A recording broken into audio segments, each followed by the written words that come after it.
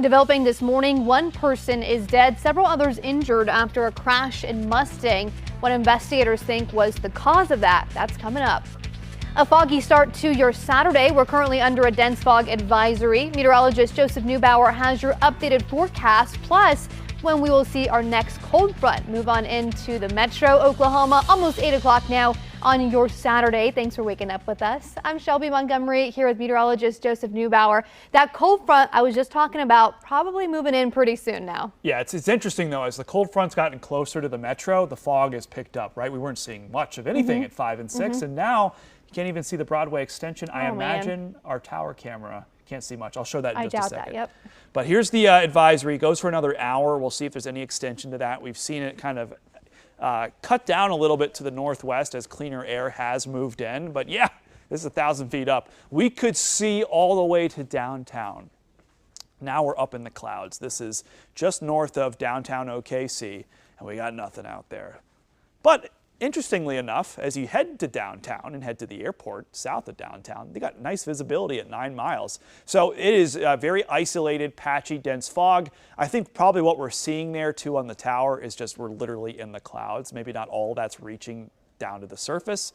Nonetheless, there are some patches of dense fog, mist and drizzle. This is all going to clean up. This was a timestamp back to 5 a.m. I think a lot of the fog, mist, and then the heavier drizzle in central and eastern Oklahoma, I think all that's out by 12. I mean, this front is going to clean us up. It is starting to move our way. It's just north of the metro. Got some pretty strong north wind behind it. And temperatures are in the upper 30s, lower 40s, whereas us here in OKC, we're close to 50. Oh my gosh, it's 70 in Durant right now. It's 7:59. That's incredible. Here in the metro, you can see a mix of 40s and 50s. It's 52 in Norman. Norman, you're starting out a little bit kind of mild and warm for this time of year with the fog, and then your temperatures are actually going down in Norman as you head later through the morning. Maybe to come back up to like 47 degrees, but I'm telling you, I got a nice heavy jacket on through the day down there in Norman, wherever you are in the OKC metro. It is going to be chilly. It is going to be breezy, and you'll see the sun too in just a couple of hours. We'll talk more about Sunday and of course the winter weather coming up next week. Got an update on the model data and my forecast too. All next weather on the 5s. Shelby. Joseph, thank you so much. Let's get to this now. Happening right now, Norman police are asking for your help identifying a child. Take a look there. Do you know who this is? He was found just after 5 this morning, wandering around the 2000 block of West Lindsay. He is safe, but police do need help finding his family right now.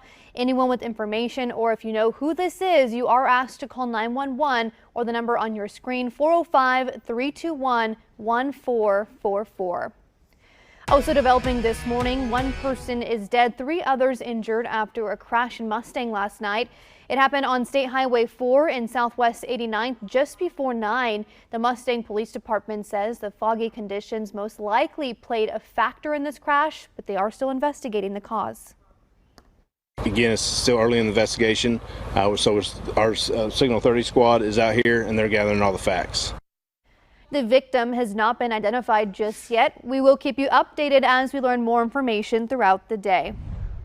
8:01 to this now. New this morning, investigators now urgently searching for answers after a deadly plane crash in Alaska on Friday.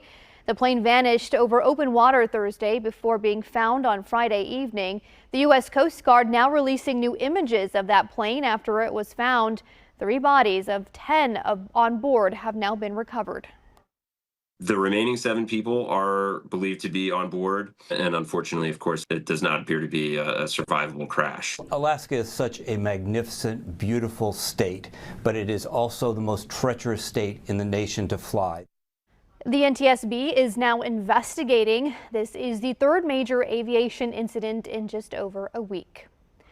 A person suspected of trafficking a large number of people across the border was arrested here in Norman.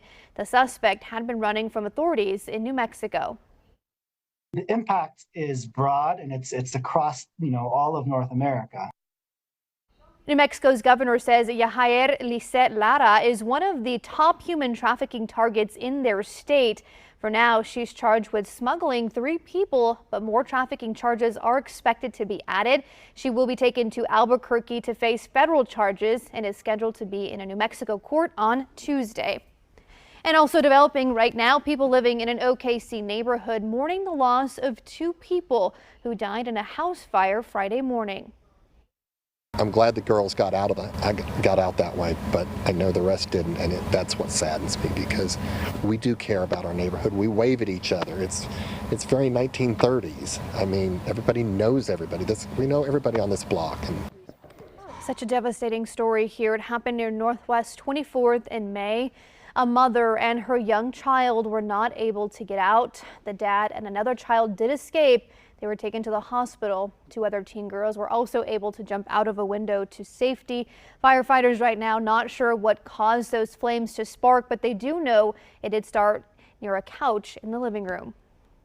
Oklahoma schools continue to be impacted by the flu. We did see several schools across the state close this week because of illnesses. The flu reaching levels we haven't seen here in Oklahoma since 2017.